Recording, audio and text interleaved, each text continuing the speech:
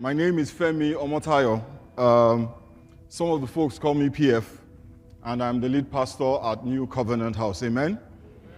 This morning, I just want to remind us of something that happened a long time ago, a couple of thousand years ago, in the book of Acts. Let's read from chapter 2, from verses 1 to 12.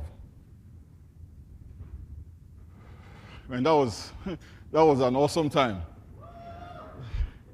I saw some people dancing like I've never seen them dance. I'm sure they're going to need a boniki after the service. What's a boniki in English? A menthol balm.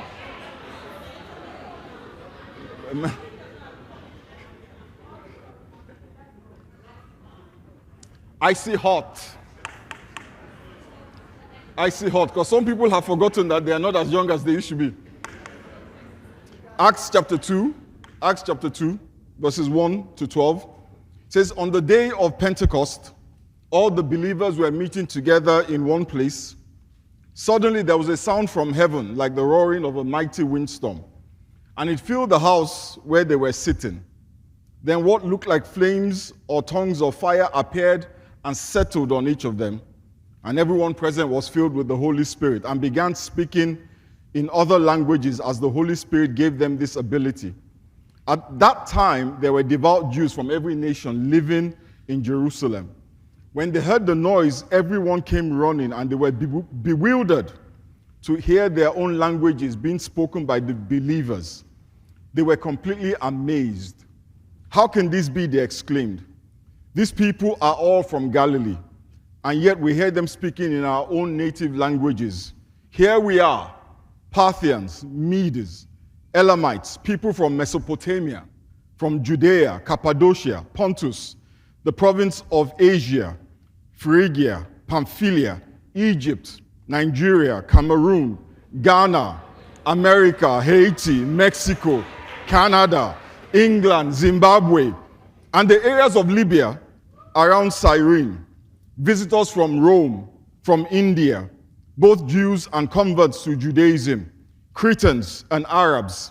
And we hear all these people speaking in our own languages about the wonderful things God has done. And they stood there amazed and perplexed. What can this mean? They asked each other. May the Lord bless the reading of His word. You know, when the Holy Spirit descended, He spoke to everybody present in their native language, in a language that each person understood viscerally. And I believe the reason why God chose to speak to everybody in their own language was to highlight to them, to everybody, that He was no longer a God of just the Jews, or a God that was just for the Jews, but that He was a God for everybody who is willing to accept Him irrespective of ethnicity or nationality. So while we are proud of our ethnic backgrounds and our nationalities, we must understand that God is not an American. Neither is He African. He is neither Jewish nor Arab. And the gospel is neither American nor African. It is neither Jewish nor Gentile, but it is universal. The Bible says in the book of John chapter 3 and verse 16, for God so loved the world that He gave His only begotten Son, that whosoever believes in Him shall not perish, but have everlasting life. Jesus Christ was sent to the whole world, not just parts of the world. That is why on that day of Pentecost, the Holy Spirit spoke in every language. Amen? Every language, to every tribe, to every ethnic group. In fact, in the book of Galatians chapter 3 from verses 26 to 28, the Bible says, for you are all children of God. Turn to your neighbor and say, you're a child of God. It says, you are all children of God through faith in Christ Jesus. And all who have been united with Christ in baptism have put on Christ, like putting on new clothes. It says in verse 20, there is no longer Jew or Gentile, slave or free, male and female, for you are all one in Christ Jesus. Don't you never say we are one? It says, and now that you belong to Christ, you are the true children of Abraham. You are his heirs. And God's promise to Abraham belongs to you. Amen. Bible says, now that you are in Christ. It is now that you are in Christ. And I've said this a few times in the past. It says, now that you are in Christ, you are the true children of Abraham. You know, one of the things that we say in the world today is that everybody is a child of God. And I just want to tell you that that's not true.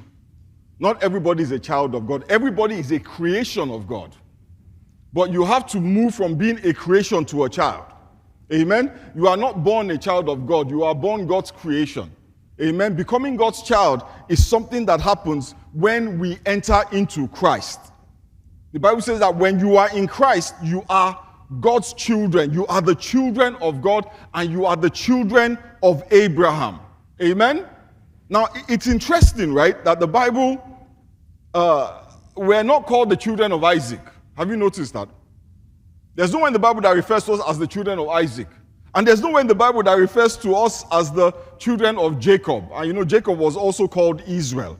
We're not called the children of Isaac. We're not called the children of Jacob or the children of Israel. But we're called the children of Abraham.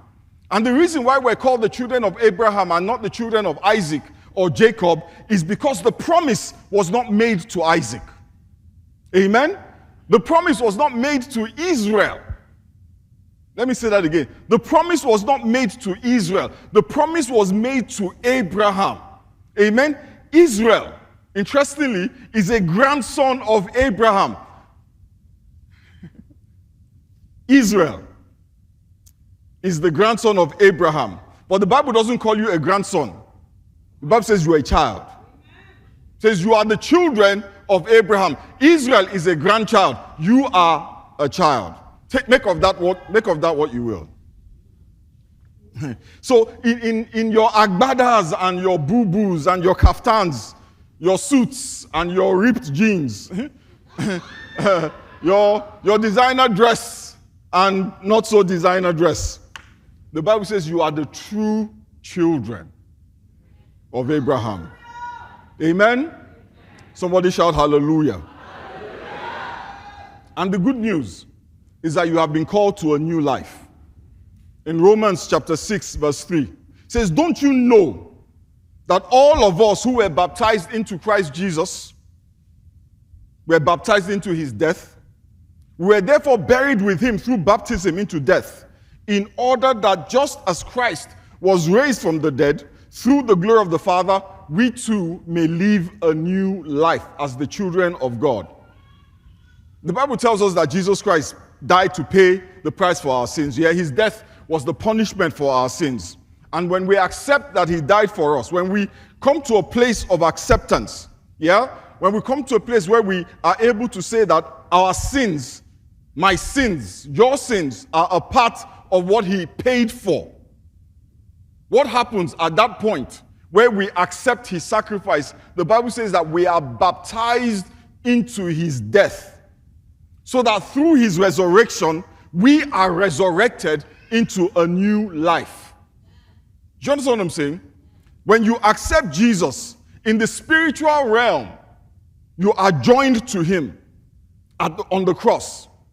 And as he goes into the ground in death, you also go into the ground in death with him. And as he rises on the third day, you also rise with him. And that is why we have access to the things that we have access to. Water baptism is symbolic of what happened in Christ. That is why we say, get baptized. Because when you are baptized, you are able to understand that as you go into the water, it is almost like you're going into the grave. And as you come out of the water, it is like you're coming out of the grave. And the life, the Bible says the life that raised Jesus Christ from the dead, that life starts to work in you.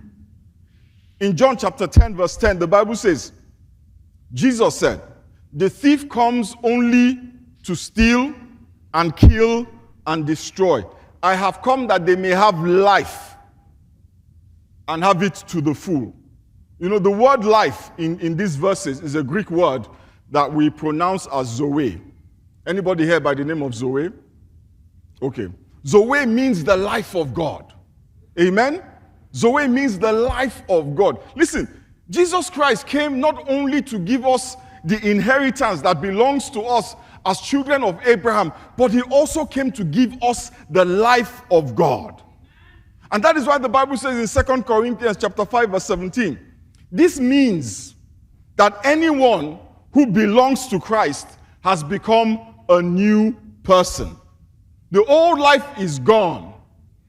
A new life has begun. Somebody shout hallelujah. Hallelujah. And what is the source of this new life? It is the Holy Spirit. Now, this is the interesting thing about the Holy Spirit. We have a tendency to think of the Holy Spirit as a lesser part of the Godhead. But we must never forget that the Holy Spirit is not lesser than the Son, and he's not lesser than the Father. The Holy Spirit is God.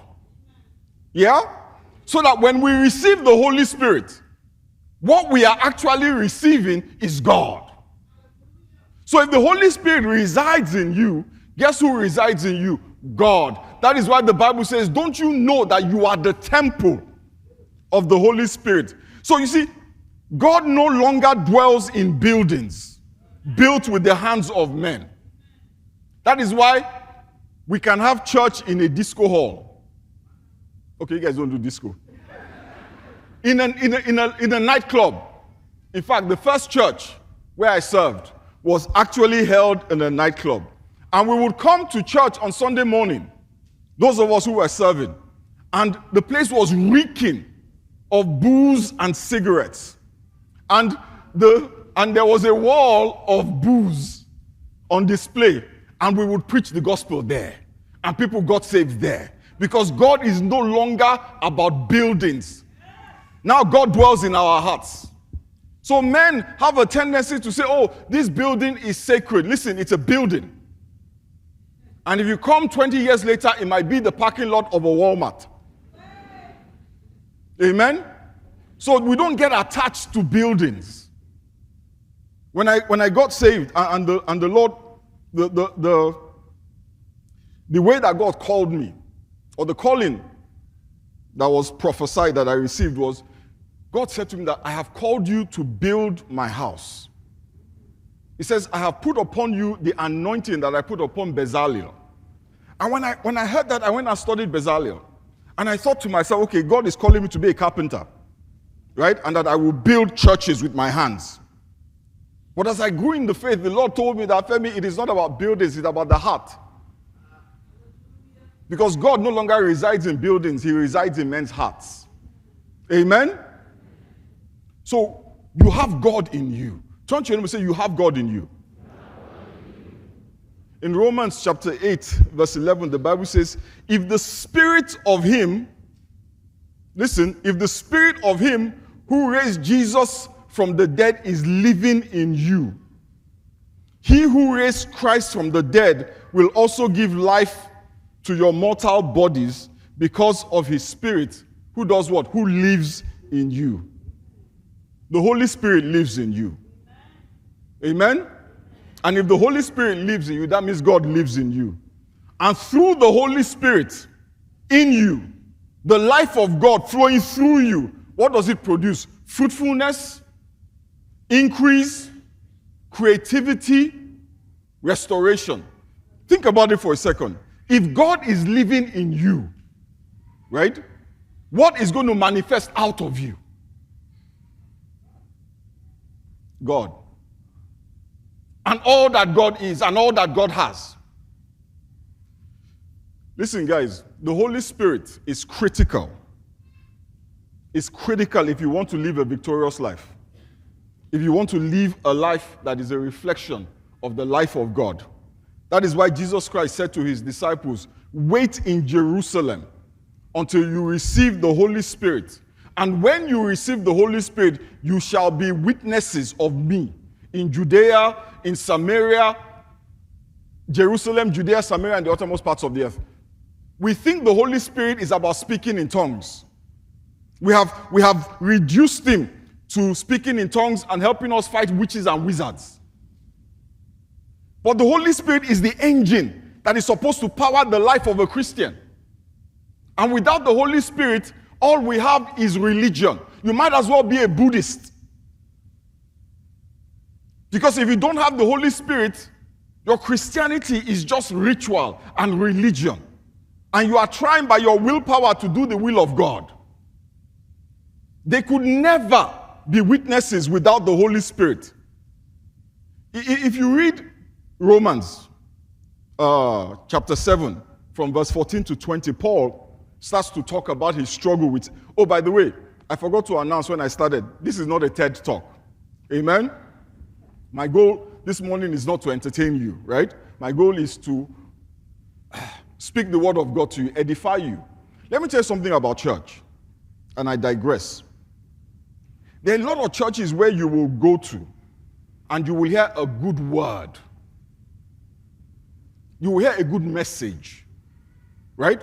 It will inspire you, it will motivate you. But because it is not Christ, there is no power in it. So motivational speaking is good, but the power of God is not behind it. God gave his power to validate his message. And the message is Christ. And that is why the church has become a joke. Right? Because we're more interested in the props and in the gimmicks.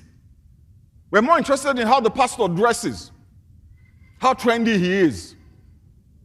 What kind of hairstyle does he have? Left to me, I'll shave everything. It's my wife that won't let me shave it. But really, the power is in Christ. And we have to keep talking about the same thing over and over again. Because guess what? Itchy ears is why you want to hear something new. Every day you want to hear something new. Pastor, we've heard this before. You will keep hearing it. Because that is where the power is. And if you want transformation, if you want your life to change, it's like if you are thirsty, you go to where there is water.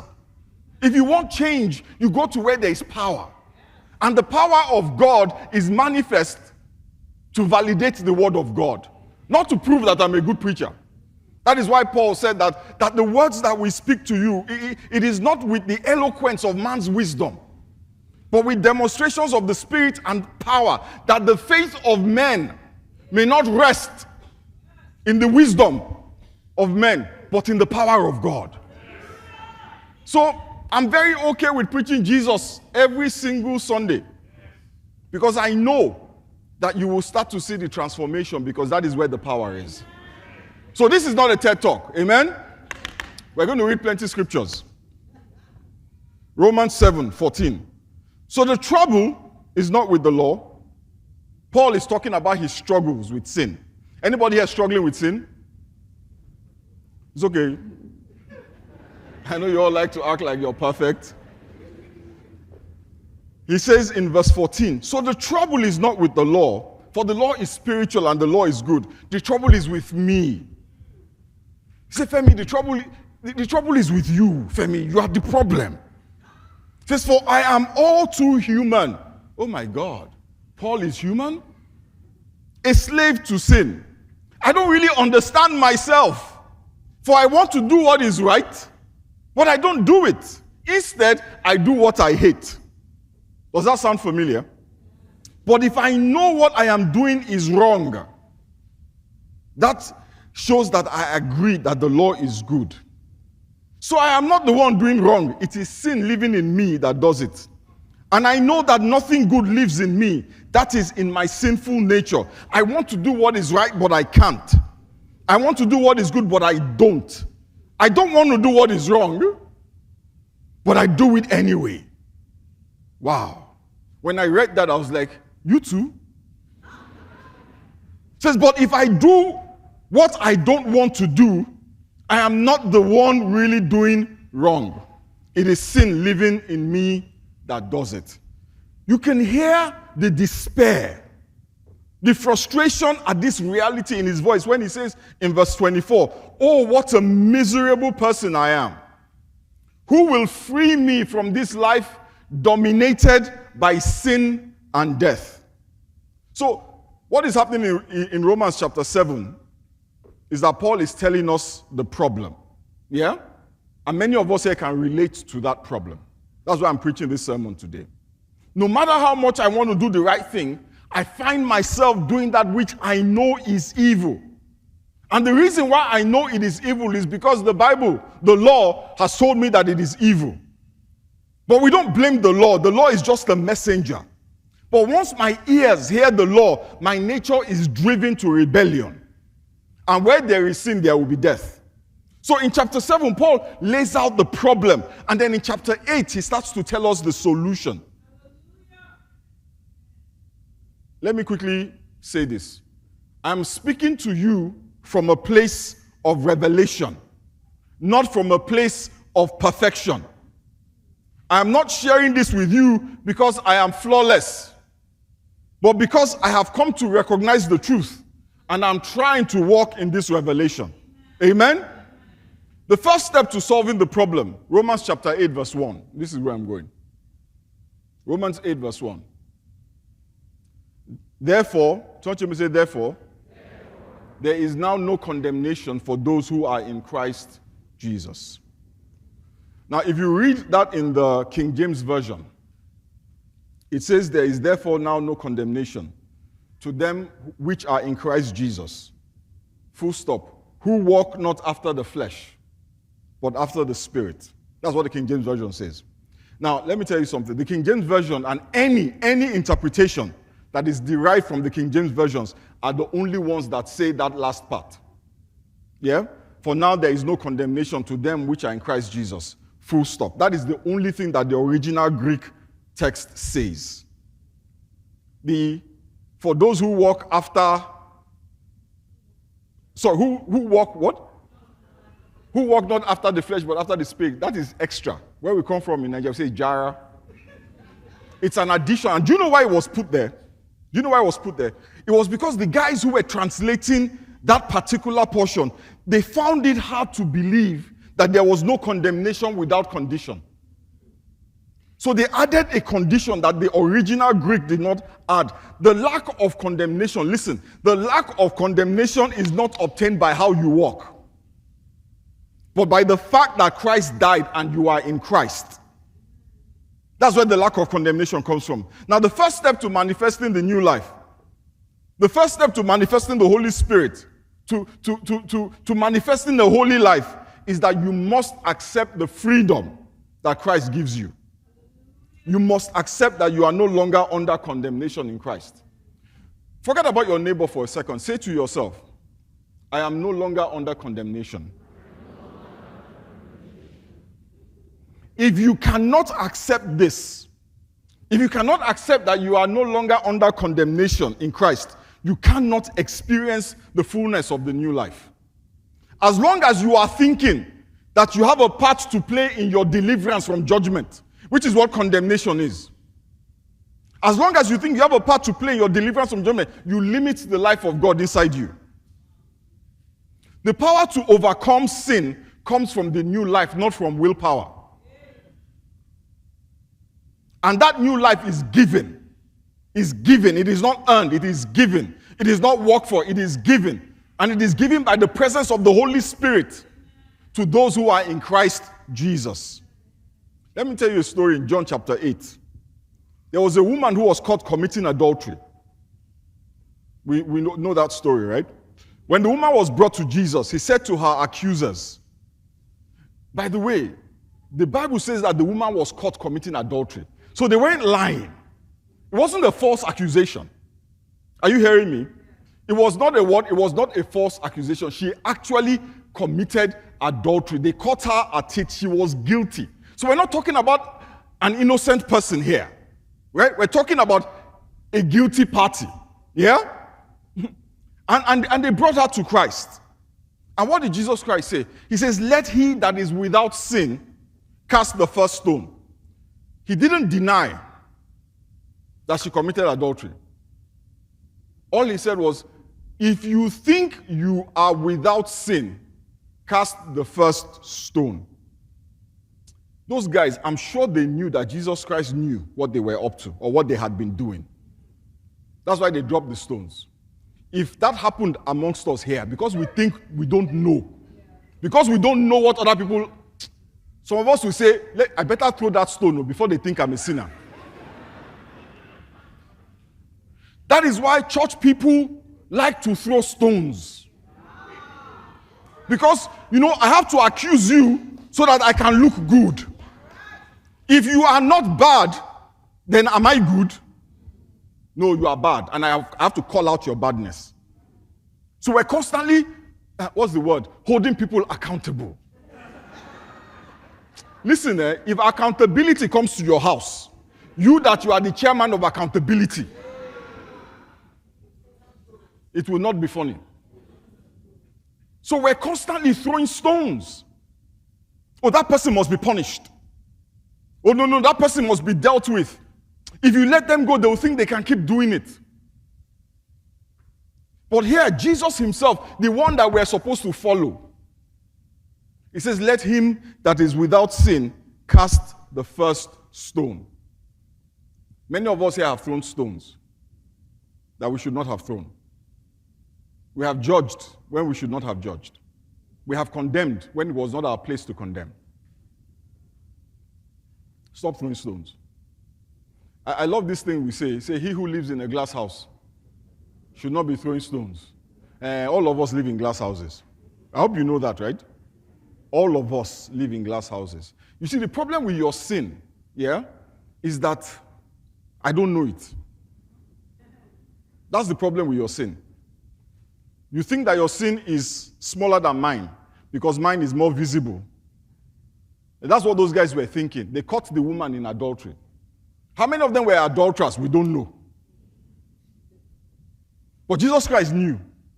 That's why he had the boldness to turn to them and say, let him that is without sin cast the first stone.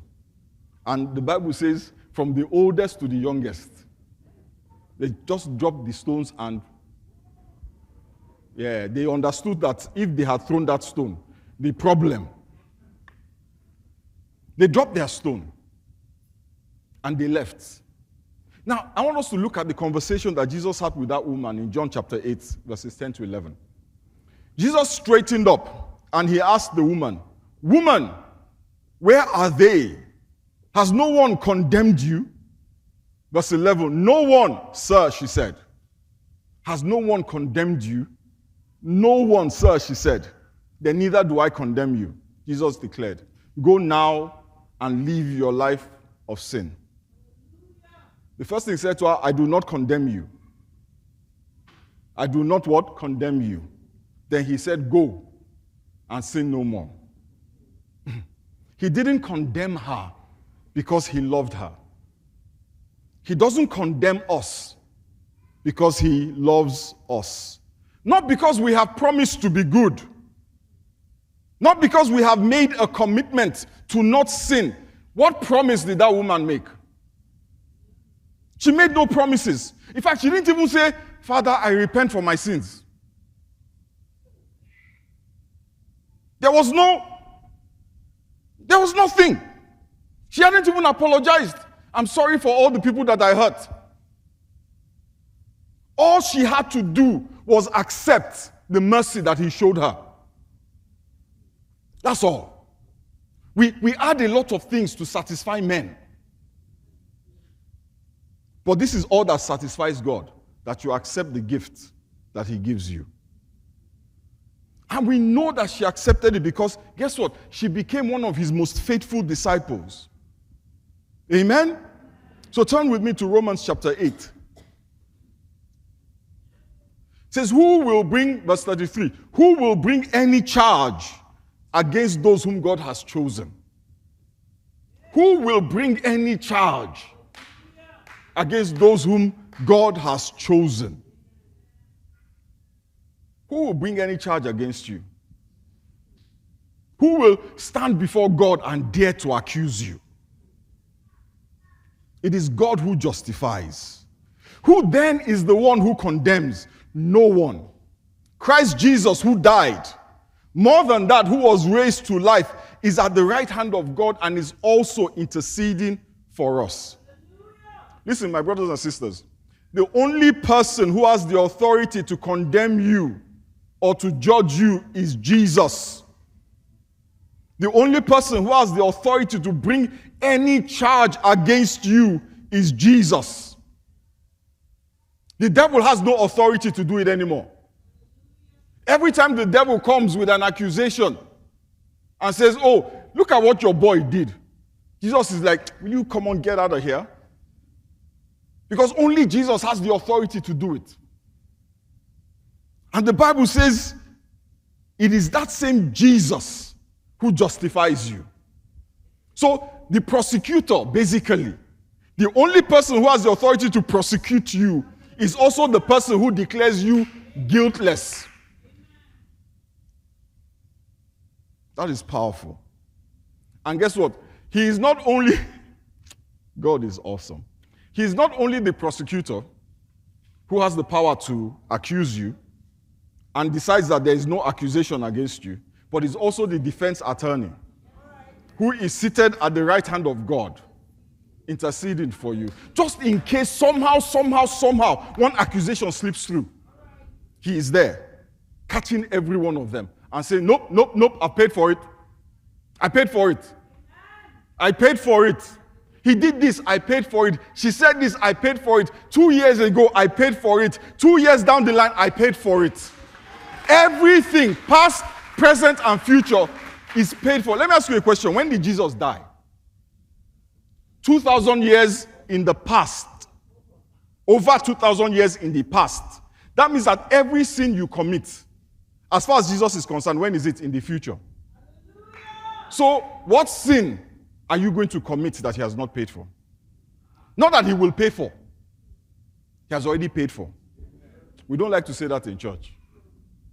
He has paid for all your sins, past, present, and future.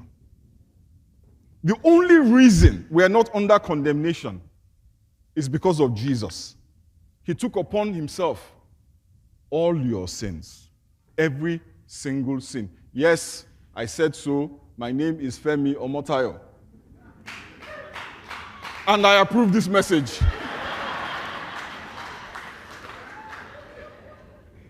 Every sin that has your name attached to it. And guess what? God punished him for it. God condemned him for it on the cross of Calvary. The Bible says in the book of Isaiah, let me show you something, chapter 53, verse 5. But he was wounded for our transgressions. He was bruised for our iniquities. The chastisement of our peace was upon him, and with his stripes we are healed. Listen, guys, God cannot wound you for the transgression he already wounded Jesus for. Do you hear me?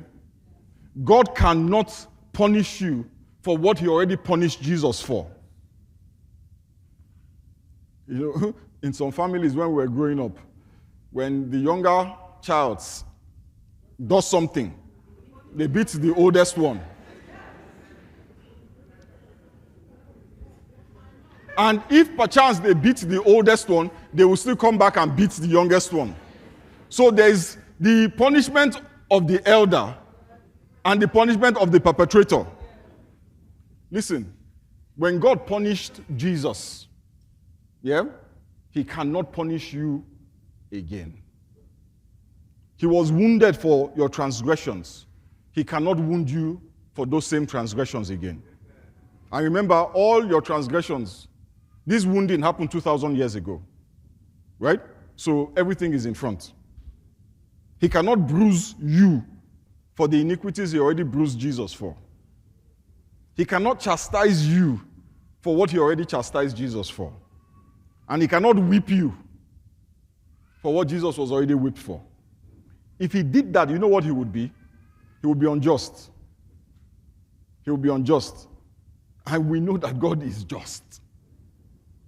If he did it, that would not be justice. But we have been taught that that is what he does. That God will punish you. He who breaks the hedge, the serpent will bite. It is true, but that is why Jesus hung on the cross. The serpent has beaten him. He died. And he is now not even in the grave, he's at the right hand of God. So what are you worrying about? Where's the fear coming from? Where's the anxiety coming from? That's why the Bible says perfect love casts out all fear. As I close, the new life comes with the understanding that now there is no condemnation to those who are in Christ Jesus. A life of holiness, a life of peace, a life of fruitfulness, a life of increase, of restoration, a life where the Holy Spirit on the inside of you is free to express himself through you. That life comes first of all by understanding that now there is no condemnation. It is for liberty's sake that Christ has set you free. If you understand that, that is the first step in opening yourself up for the Holy Spirit to walk through you. Whatever it is he wills, whether it is in the giftings or whether it is in the fruits. But you have to stand in that place, live in that place, exist out of that place. Now there is no condemnation because I am in Christ Jesus. Next week, I'm going to tell you what step 2 is. Amen? Now let us bow our heads and pray. It says, now there is no condemnation because I am in Christ Jesus. Now there is no condemnation because I am in Christ Jesus. That is why the Holy Spirit does not condemn us. It is not the job of the Holy Spirit to convict you of sin. The Holy Spirit convicts the world of sin, but you of righteousness. He reminds you that you are the righteousness of God in Christ Jesus. He reminds you that there is no condemnation for you. So if you ever hear a voice in the back of your head, in the back of your mind, telling you what a horrible person you are, and how that thing that you did 5 years ago is going to come and bite you, how that sin that you sinned, that there's no way that God can forgive you. If there's a voice in your head questioning your salvation to you, can God forgive just like that? Do you know what you did? Do you know how many times you did it? Do you know who was hurt in the process? Reminding you of karma. That is not the Holy Spirit. And you need to respond to that voice. You need to remind that voice, now there is no condemnation because I am in Christ Jesus. The Bible says, resist the devil and he will flee from you. We let that voice sink into our minds. We let it speak to us and remind us. And we start to meditate on what it is saying to us. And the more you think about it, the more you ponder those thoughts of how terrible you are, the more likely you are to stifle the Holy Spirit by trying to do what God has done for you, what God has given you with your willpower. Basically, you say to the Holy Spirit, step aside, I can take care of this. And then you find yourself back where Paul said, who shall deliver me from a miserable life? I keep doing the things I don't want to do. And the things that I want to do, I'm not doing. Let God walk through you. Father, we thank you and we bless you. Almighty God, we give you praise. Father, we thank you for all your children this morning. All that you have called, all that you have chosen. We thank you for each and every one of us. We ask, Almighty God, that you will grant to us grace to trust you, grace to stand firm in you. Father, grant us the grace to remind ourselves that now there is no condemnation to us. We give you praise and we give you glory. In the mighty name of Jesus we have prayed.